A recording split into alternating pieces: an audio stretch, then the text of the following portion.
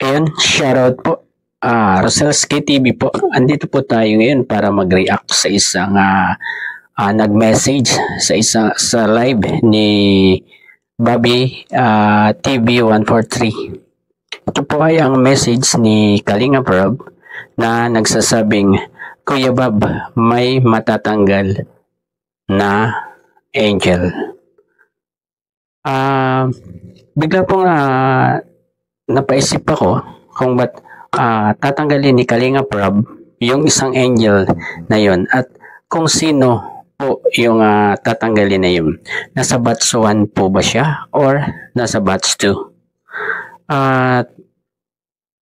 Siguro kaya gagawin ni Kalinga Prab yun ay hindi natin alam kung anong reason. Siguro naging pasaway siya or hindi sinusunod si Kalinga Prab o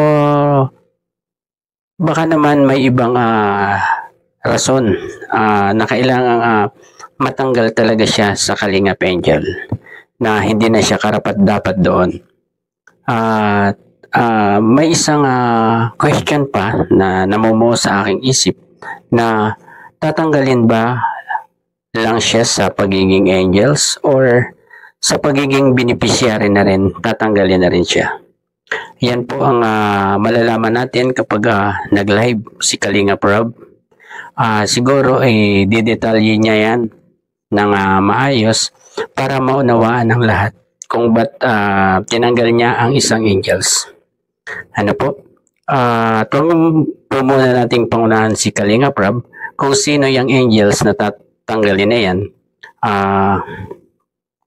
Antayin po natin si Kalinga Prab na mismo ang magsabi kung sino ang Kalingap Angels na yan. Ayun, hanggang dito na lang po muna ang ating reaction. Bago po tayo magtapos, pakisupport po ang ama ng Kalingap, Kuya Val Santos Matubang, Ate Anna Vlogs, Kalingap Prab at ang mga K-Boys, Kalingap Edu, Kalingap Dan, Dr. Love, at ang iba pang mga K-Boys. At congrats kay Kalingap Eds kasi number 3 siya sa Kalingap most viewed vlogger ng Kalingap.